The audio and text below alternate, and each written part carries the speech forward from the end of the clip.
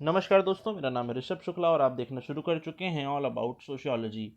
आज की इस वीडियो में हम बात करेंगे अपने क्राइम सीरीज़ के चौथे पार्ट की। पिछले 3 पार्ट्स में हम लोगों ने पढ़ा कि डिमोनोलॉजिकल स्कूल ऑफ क्राइम क्या है, फिर हमने पढ़ा फ्रीविल स्कूल ऑफ क्राइम क्या है। कल की इस वीडियो में हमने देखा कि क्लासिकल स्कूल किस तरीके से अपराध की विचारधारा को समझता है।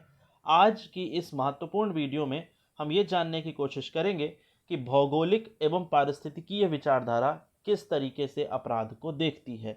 जैसा कि नाम से ही पता चल रहा है, ज्योग्राफिकल एंड इकोलॉजिकल दोनों ही शब्द आपस में बहुत ही ज़्यादा जुड़े हुए प्रतीत होते हैं।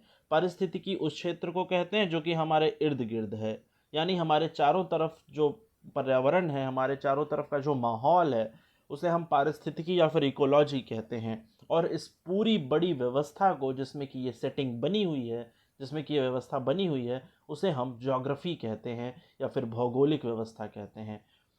ये विचारधारा प्रमुख रूप से इस बारे में बल देती है कि पारिस्थितिकी का व्यक्ति पर क्या प्रभाव पड़ता है, क्योंकि हम जानते हैं ये कि इकोलॉजी एक ऐसा विज्ञान है जो कि मनुष्य के पर पर्यावरण के पड़ने वाले प्रभावों के बारे में जानकारी रखने पर बल देता है। ये इस बारे में बात करता है कि किस तरीके से व्यक्ति का व्यवहार उसकी पारिस्थितिकी के अनुसार निर्धारित होता है। जैसा कि साफ साफ लिखा भी हुआ है कि पारिस्थितिकी का व्यक्ति पर जो प्रभाव पड़ता है, उसी का अध्ययन हम इस विचारधारा में करते हैं। इस विचार का प्रमुख उद्देश्य व्यक्ति के ऊपर सामाजिक जगत के प्रभाव का मूल्यांकन करना है। यानी कि अगर कोई व्यक्ति जैसी परिस्थितिकी में रहेगा, उसका व्यवहार भी उसी प्रकार निर्धारित होगा।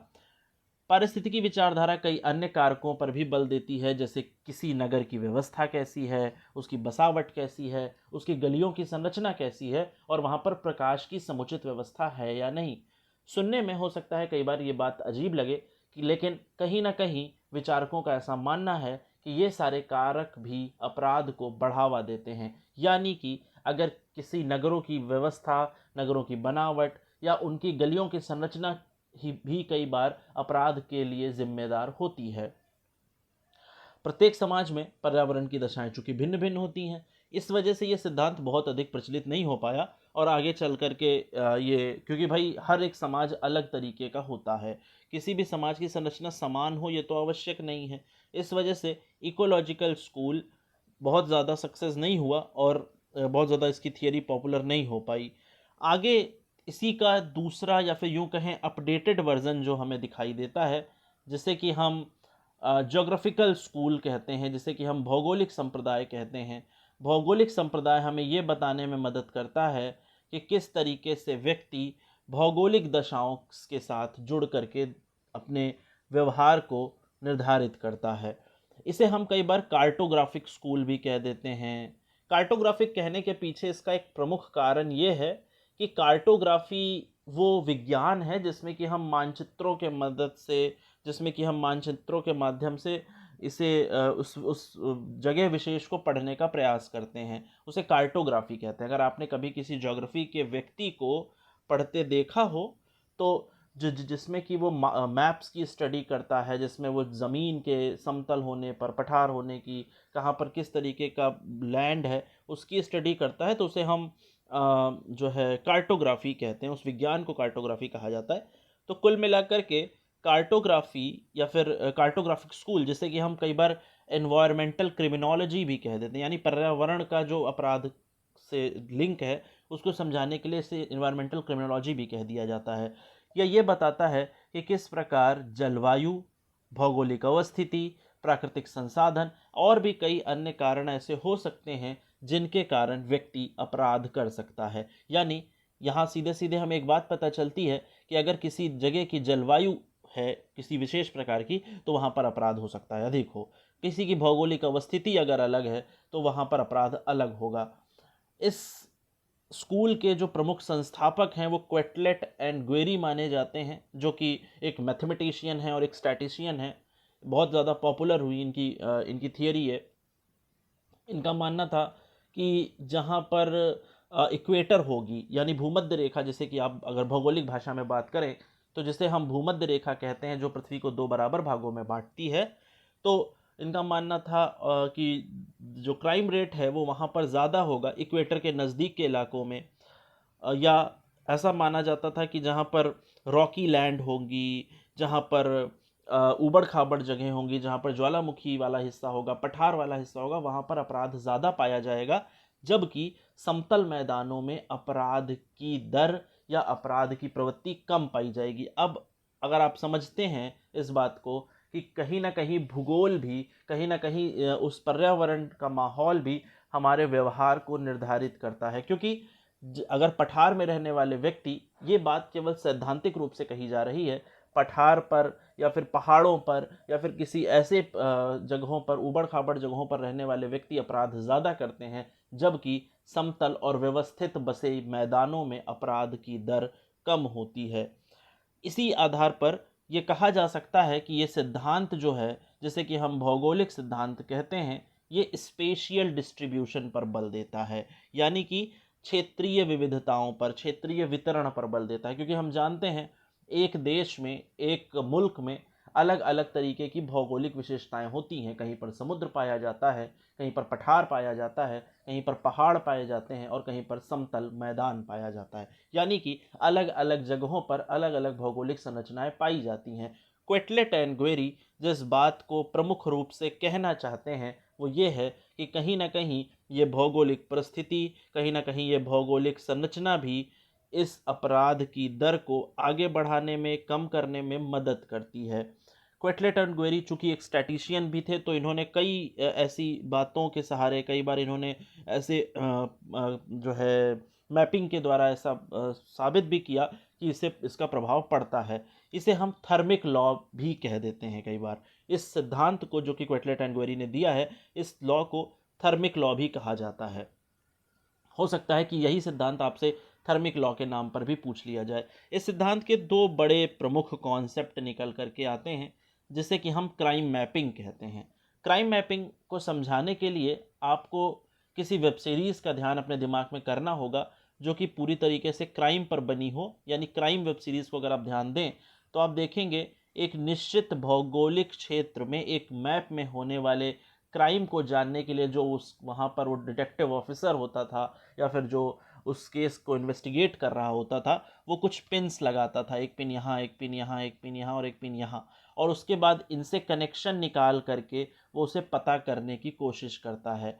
तो इस प्रक्रिया को हम क्राइम मैपिंग कहते हैं।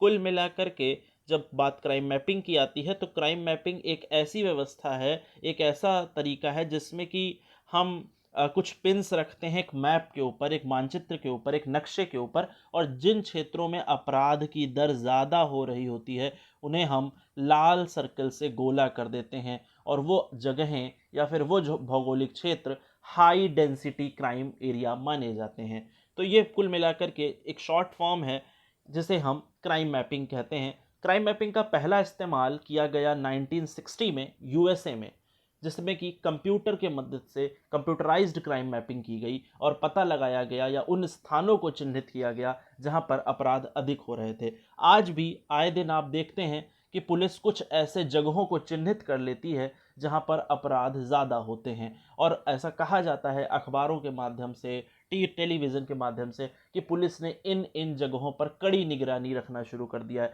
तो आप कई बार आपके मन में ये प्रश्न आता होगा कि इन्हीं जगहों पर ये कड़ी निगरानी क्यों रखी जाती है, क्योंकि यही वो जगहें हैं जो कि क्राइम के लिए हॉटस्पॉट माने जाते हैं। आप सरल शब्दों में समझें अगर, तो जो ये जगहें हैं, यानी, और ये जगहें कैसे पता चली? क्राइम मैपिंग के माध्यम से। इसके लिए कई बार हम जनगणना का सहारा लेते हैं, कई बार हम क्राइम के डेटा का सहारा लेते हैं, और इसकी मदद से हम ये पता करते हैं कि किन क्षेत्रों में अपराध होने की संभावना ज़्यादा है।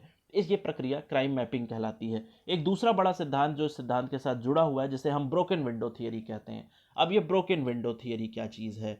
ब्रोकन विंडो थियरी एक मेटाफर है, एक कहने की बात है, जिसका मतलब होता है कि एक डिसऑर्डर, अगर आप किसी एक ऐसे मोहल्ले में जाएं जहां पर सबके घर अव्यवस्थित हों, किसी की खिड़की का शीशा टूटा हो, किसी के दरवाजे का शीशा टूटा हो, किसी के घर में दरवाज़ा ही ना हो, तो आपको एक बहुत डिसऑर्डर दिखाई देगा, एक अव्यवस्था दिखाई देगी। कहा जाता है कि ब्रोकन विंडो अट्रैक्ट्स मोर ब्रोकन विंडो, यानी कि एक टूटी हुई खिड़की अपने ही जैसी कई अन्य टूटी खिड़कियों को भी आकर्षित करती है। और अगर किसी क्षेत्र में कोई अनफिक्स्ड विंडो है, यानी ऐसी कोई खिड़की टूट जाती है और उसे ठीक नहीं कराया जाता, तो उसमें उसके कारण से वो अपराध को अपनी तरफ आकर्षित करती है या फिर अपराधियों को अपनी तरफ आकर्षित करती है। कहा जाता है कि बहुत सारी ऐसी छोटी छोटी समस्याएं, जैसे ड्रग्स, जैसे गैंग एक्टिविटी, जैसे प्रोस्टिट्यूशन, जैसे अन्य तरीके की घटनाएं, आपराधिक घटनाएं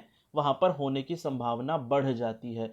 कई बार आपने देखा होगा कि पुलिस को ऐसे घर मिलते हैं जो कि सालों से बंद पड़े थे और वहाँ पर अपराधियों ने उसे अपना अड्डा बना लिया था। कुल मिलाकर के इस तरीके की परिस्थितियों में हम ये देखते हैं कि ये जगहें अपराध के लिए एक बहुत ही सुलभ और बहुत ही उपजाऊ फर्टाइल माहौल प्रदान करती हैं और अपराधियों की पसंदीदा जगहें बन जाती हैं।